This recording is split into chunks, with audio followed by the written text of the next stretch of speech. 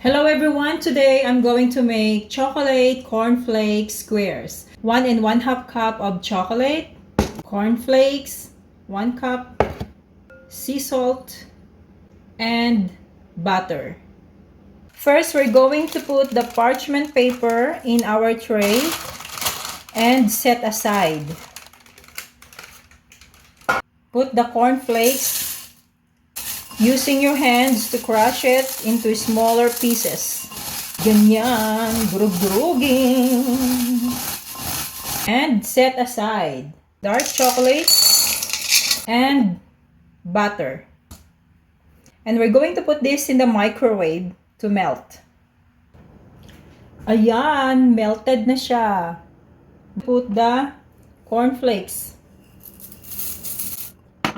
and mix all together until the cornflakes covered with chocolate. There is sunshine in my window.